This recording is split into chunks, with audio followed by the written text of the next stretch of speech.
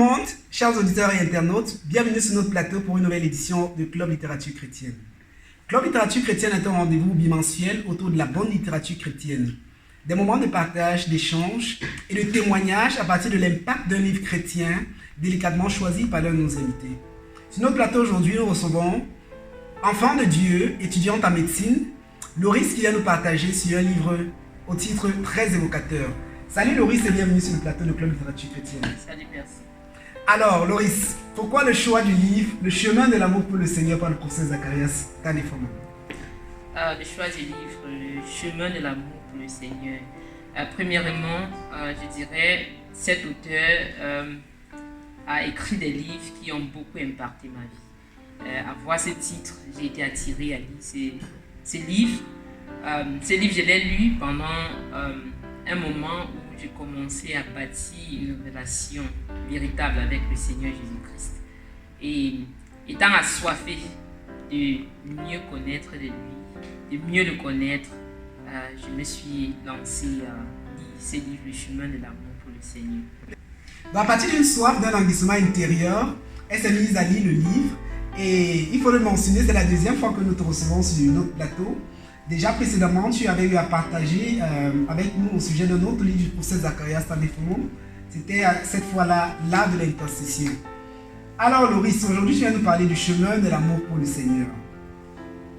Aimer le Seigneur, que pourrais-tu nous dire à ce sujet?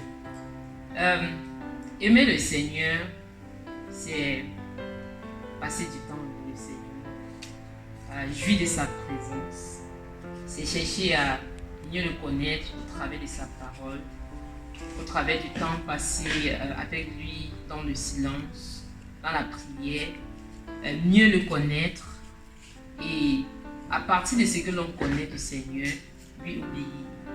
C'est en d'autres mots ou en résumé quelque chose d'aimer le Seigneur. Et je dirais, comme je l'ai mentionné tout à l'heure, j'ai lu ce livre lorsque j'étais assoiffé de mieux connaître le Seigneur. Et bien évidemment, il y a des exemples des amoureux du Seigneur Jésus-Christ qui ont été évoqués dans ce livre, qui ont impacté vraiment ma vie et qui m'ont poussé à chercher à bâtir cette relation amoureuse avec le Seigneur Jésus-Christ. Merci beaucoup Loris pour la réponse à la question. Aimer le Seigneur, passer du temps dans sa présence, jouir de lui, même au travers du silence. Je suis émerveillé par la profondeur de la réponse que tu nous donnes là. Et tu as mentionné, il y a un instant, certains personnages dont traite l'auteur dans ce livre. Est-ce que tu pourrais nous parler de certains d'eux qui t'ont marqué, qui t'ont interpellé, qui t'ont encouragé, par lesquels tu as été défié et encouragé dans ta marche avec le Seigneur? Comment est-ce que cela t'a motivé à grandir dans ton amour pour lui? Merci beaucoup pour la question. Le premier exemple, ou bien l'exemple qui a beaucoup influencé ma relation avec le Seigneur, c'est l'exemple de Marie-Magdala qui est évoqué dans ce livre. Je dirais, lorsque j'ai lu son exemple, l'auteur parle du fait que Marie-Magdala, elle avait des longs cheveux, bien sûr. Marie-Magdala, elle a utilisé ses cheveux et avec un parfum très coûteux, elle a nettoyé les pieds du Seigneur Jésus-Christ, sachant que les pieds sont en fait la partie, disons la plus sale de l'homme. Si l'on marche sur la poussière, les pieds sont bien évidemment poussiéreux. Mais quelque chose qui est si précieux pour la femme, les cheveux de la femme qui représentent selon la vie de sa gloire. Marie-Magdala, elle a utilisé non seulement ses cheveux, mais encore un parfum aussi précieux pour nettoyer les pieds du Seigneur Jésus-Christ. C'est un acte qui a produit quelque chose à l'intérieur de moi. Je me suis dit, je veux connaître le Seigneur Jésus-Christ comme cette femme. Je veux apprendre à l'aimer comme Marie-Magdala. C'est quelque chose qui m'a bousculé de l'intérieur.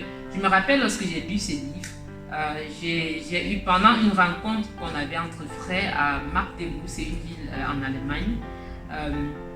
J'ai rencontré une sœur et puis je lui ai parlé de ce désir qui était à l'intérieur de moi, qui a été poussé par cet exemple de Marie-Magdala. Je lui ai dit, je veux aimer le Seigneur comme Marie-Magdala. Et je pense qu'auparavant, elle a eu à prier pour moi. Mais je vais dire c'est quelque chose qui m'a poussé à bâtir, à grandir dans le fait de bâtir une relation d'intimité avec le Seigneur Jésus-Christ. À partir de là, j'ai passé beaucoup plus de temps avec le Seigneur. Je pouvais me lever le matin, je passe 4 heures de temps, ou moins ou plus, ça dépendait, mais je passais beaucoup plus de temps avec le Seigneur qu'auparavant. Et je jouissais de sa présence. Lorsque je me retrouvais même quelque part dans un stade, je pouvais marcher quelque part, mais je désirais juste passer du temps avec le Seigneur. Et puis je pense que ce livre a beaucoup influencé le fait de désirer aimer le Seigneur, désirer être avec lui, désirer lui plaire. Ça, c'est un exemple que je prendrai ici.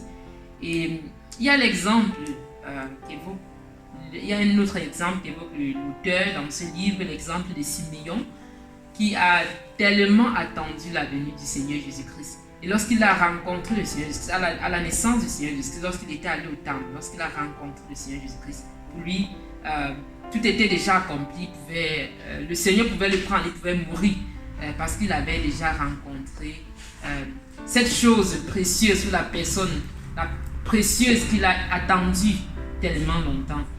En fait, c'est juste avoir ces désirs, ces languissements, à voir le Seigneur, à rencontrer le Seigneur, c'est quelque chose qui a beaucoup impacté ma relation d'intimité avec le Seigneur Jésus-Christ. Merci beaucoup, Loris, pour cette brillante intervention. Assoiffé par le désir de connaître Dieu, on peut lire au travers de ses propos cette soif intérieure qu'il y avait d'aimer le Seigneur, de grandir dans sa relation avec Dieu. Au travers de ce trésor livresque, elle est tombée sur la dévotion de Marie de Magdala. Elle a également été challengée par l'attente et combien soupirant était Siméon de rencontrer le bien-aimé. Et après cela, il nous a mentionné, il pouvait s'en aller parce qu'il avait trouvé quel était l'objet de son attente. C'est très riche le partage, Loris, merci beaucoup, le chemin de l'amour pour le Seigneur. Et à ceux qui nous suivent aujourd'hui, j'aimerais bâtir une relation avec Dieu. J'aimerais, comme toi, apprendre à connaître le Seigneur. J'aimerais devenir un amoureux du Seigneur. J'aimerais m'inscrire comme toi à cette école. Quel serait le premier pas pour commencer? Quelle est la porte par laquelle je devrais passer pour m'inscrire comme toi à cette école? Comment ferais-je pour marcher sur ce chemin-là? Pour marcher sur ce chemin, c'est aussi simple que ça. Lorsque j'ai lu ce livre, j'ai commencé à avoir des rencontres avec le Seigneur. Lorsque j'ai parlé tantôt de 3 heures de temps, ou plus ou moins, c'est pas quelque chose qui est apparu juste d'un coup que j'ai commencé à passer 3 heures de temps avec le Seigneur. Lorsque tu as ce désir dans le cœur, Dieu écoute nos prières, il connaît les désirs de nos cœurs. Si tu désires mieux connaître Dieu, Dieu va se révéler à toi si tu le cherches.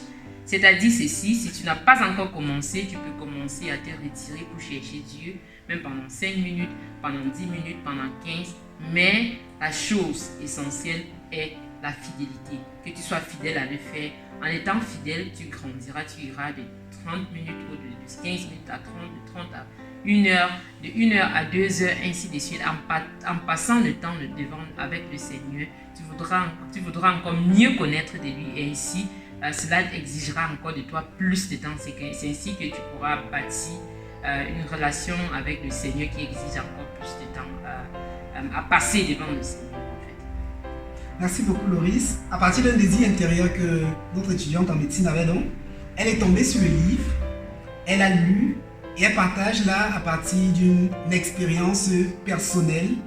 Et elle a mentionné l'aspect de commencer à marcher dans ce processus de développer cette relation avec Dieu en passant du temps dans sa présence. Et elle a terminé en mettant de l'emphase sur le concept de la fidélité. Alors, Loris, merci beaucoup d'avoir répondu favorablement à notre invitation. Un dernier mot pour ceux qui nous écoutent. Peut-être tu n'as jamais connu l'amour dans ta vie. C'est ce que je vais encore évoquer par rapport à ce livre.